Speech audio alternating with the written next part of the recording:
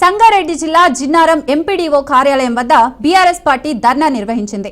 పటాన్చెరు నియోజకవర్గంలోని గ్రామీణ ప్రాంతాలను మున్సిపాలిటీగా మార్చొద్దని బీఆర్ఎస్ నాయకులు ఆందోళన చేపట్టారు. గ్రామీణ వాతావరణం ఉన్న గ్రామాలను మున్సిపాలిటీగా మార్చి ఇక్కడి ప్రజలను ఇబ్బందులకు గురి చేయాలని కుట్ర జరుగుతుందని బీఆర్ఎస్ నాయకులు ఆదర్శ్ రెడ్డి తెలిపారు. గ్రామీణ ప్రాంతాలను మున్సిపాలిటీగా మార్చాలన్న ఆలోచనను ప్రభుత్వం విరమించుకోవాలన్నారు. కూలీలకు రైతు బంధు ఇస్తారని మాట ఇచ్చినవు. మరి ఇక్కడ ఉన్న కూలీల మీద బతికే ఈ గ్రామంలో ఉన్న కూలీలు ఏ విధంగా బతకాలి? అసలు మున్సిపాలిటీ అంటే దానికి అర్హత ఉందా? జిన్నారం మండలానికి ఉన్న 10 గ్రామాలకు అర్హత ఉందా? నీ ఇష్టం ఉన్నట్టుగా ఎవరికి చెప్పకుండా ఏమి చేయకుండా నీ పరిపాలన ఇష్టం ఉన్నట్టుగా కొనసాగుతుంది. హైడ్రా పేరుతో అందరినీ భయపడిస్తావు.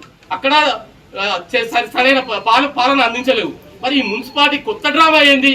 ఒక్కసారి కాంగ్రెస్ నాయకులను ఈ సందర్భంగా హెచ్చరిస్తున్నాం. ఇక్కడ మినిస్టర్ ఉన్నాడు, ఆ మినిస్టర్ ఎక్కడ ఉంటాడో తెలియదు, ఆ మినిస్టర్ ఏం చేస్తాడో తెలియదు. మాకు సిఎస్ఆర్ నిధులు ఇంతకుముందు బాలమ్మ గవర్నమెంట్ కేసీఆర్ గవర్నమెంట్ ఉండగా సిఎస్ఆర్ నిధులు ఎన్నో గ్రామాలలో రోడ్లు అయినాయి, అన్నీ అయినాయి. మరి ఇప్పుడు సిఎస్ఆర్ నిధులు ఎక్కడ పోతున్నాయి? అది కూడా మనం అడగాల్సిన అవసరం ఉంది. మా మున్సిపాలిటీ ఎట్టి పరిస్థితిలో మున్సిపాలిటీకి ఒప్పుకోవడానికి లేదు. మీరు ఏదైతే అధికారుల ద్వారా లెటర్ తెచ్చుకున్నారో అది 100% తప్పు. అది తప్పుడు సంకేతాలు వెళ్తున్నాయి గ్రామాలలో. మీకు దమ్ము ధైర్యం ఉంటే ప్రతి గ్రామంలో గ్రామ సభ పెట్టి ప్రజాభిప్రాయాన్ని తీసుకున్న తర్వాతనే మీరు మున్సిపాలిటీ దగ్గరికి వెళ్ళాలి తప్ప మీరు కుట్రపూరితంగా ఈరోజు చేయడం మంచి పద్ధతి కాదు.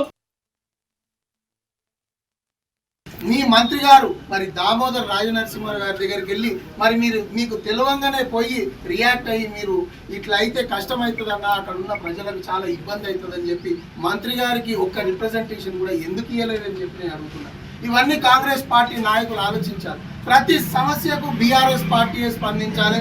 బీఆర్ఎస్ పార్టీ చెప్పిన తర్వాత ఇప్పుడే మా కుమారన్న మంచిగా చెప్పింది, ఏ పని చేద్దామన్నా కూడా అదంతా కూడా అంటే ఇప్పుడు హైడ్రా తీసుకొచ్చు, హైడ్రా బీఆర్ఎస్ పార్టీ వ్యతిరేకించగానే మళ్ళీ వెనుకకు తీసుకోవాలి. మూసీ ప్రక్షాళన బీఆర్ఎస్ పార్టీ దాని గురించి చెప్పగానే మళ్ళీ దాన్ని వెనుకకు తీసుకున్నారు.